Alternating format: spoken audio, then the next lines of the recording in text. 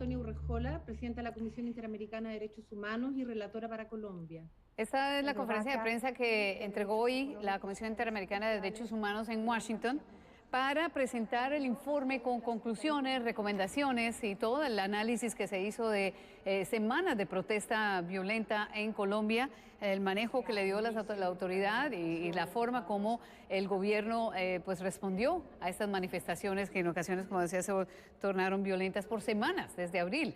Estaban los colombianos protestando, manifestándose por cambios que se estaban dando dentro del país. Pero vamos a hablar de estas recomendaciones y de todo este informe con la presidenta de la Comisión Interamericana de Derechos Humanos, Antonia Urrejola, que nos acompaña hoy. Muchas gracias por acompañarnos y pues hablemos primero de estas recomendaciones y sobre todo, ¿cuáles son ustedes lo que creen que es más destacable y lo que realmente encontraron de todo este trabajo y el análisis que le hicieron?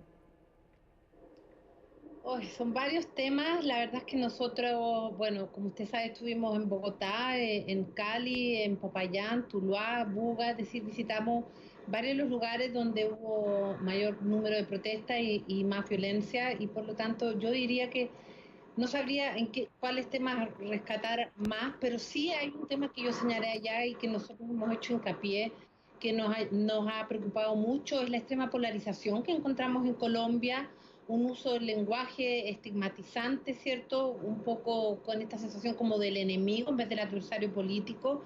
Y esa es una de las situaciones que más nos ha llamado la atención, y por eso la Comisión, estando en Colombia y también en nuestro informe y en nuestras recomendaciones, un eje central es el llamado al diálogo, un diálogo amplio, participativo, inclusivo, y un diálogo no solo a nivel nacional, sino también a nivel local y territorial, porque Colombia es un país muy grande que tiene distintas particularidades, y por lo tanto de ahí también reseñar la importancia de las autoridades locales, como lo son los gobernadores y los alcaldes. Nos parece fundamental ese punto, más allá de también la constancia de violación a los derechos humanos y también del uso de la violencia que vimos durante la visita.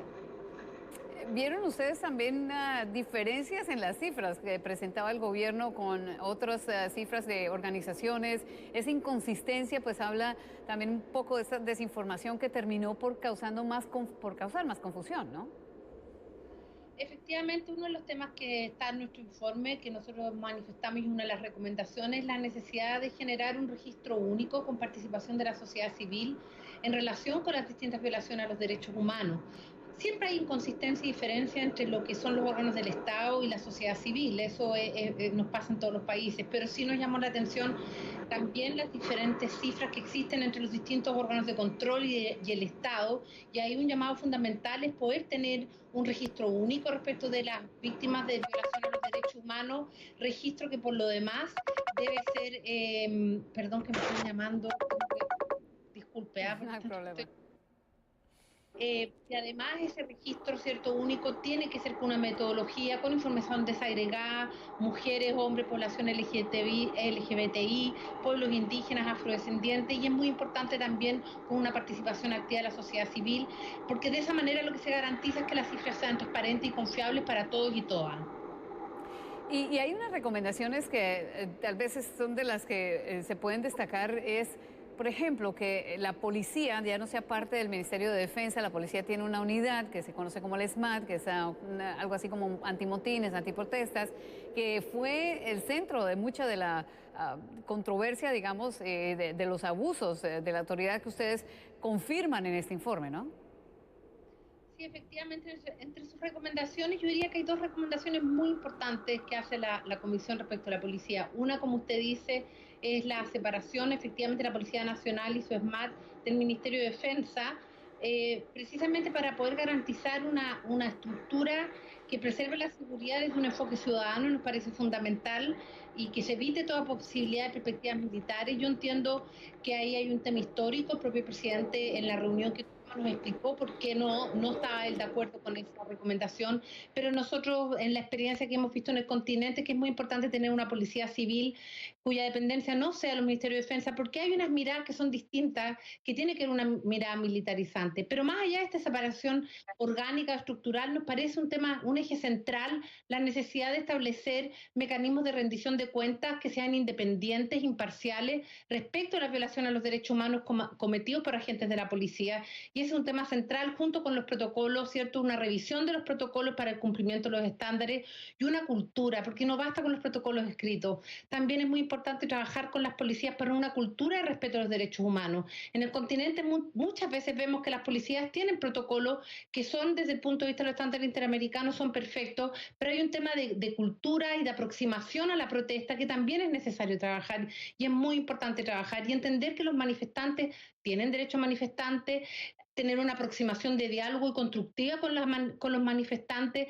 Y ese es un tema también de cultura que no se resuelve solo con el cambio de dependencia, no se resuelve solo con el cambio de protocolo, sino que también con una cultura institucional que no es solo un tema de Colombia, tengo que decirlo, lo vemos en muchos países de la región. Nos queda muy poco tiempo, pero sí me gustaría ver la crítica que le hacen ustedes al manejo de la forma como se levantaron los bloqueos por parte del gobierno y esta medida especial que ustedes también están recomendando. Cuéntenos rápidamente de esto. Rápidamente, respecto a los bloqueos, no, lo que ha señalado la Comisión es que la prohibición de los bloqueos per se no corresponde.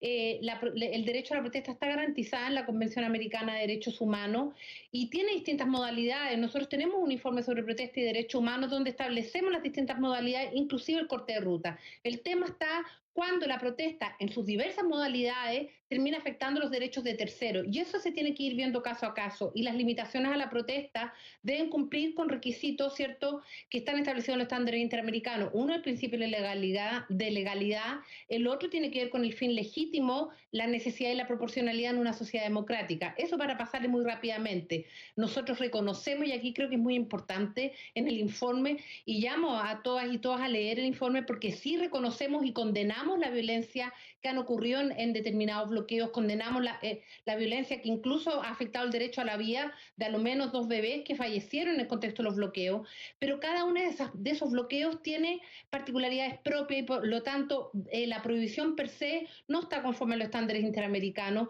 sino que lo que hay que ver es que la protesta sea legítima y sea pacífica y no afecte derechos fundamentales de terceros. Ese es un punto. Y sobre el mecanismo que usted me señala, que es otro punto, lo que la Comisión ha propuesto es un mecanismo de seguimiento a las recomendaciones que hemos hecho en materia de derechos humanos.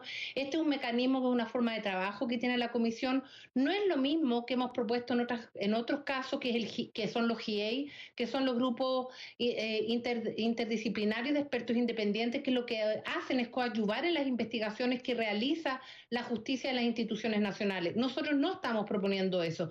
Lo que la Comisión ha resuelto es establecer un mecanismo especial de seguimiento de recomendaciones, que es una manera que la Comisión tiene para su trabajo interno y que a su vez nos permite poder establecer una hoja de ruta para poder trabajar en conjunto con el Estado en el cumplimiento de aquellas recomendaciones, pero de ninguna manera implica, ¿cierto?, sustituir a los órganos internos.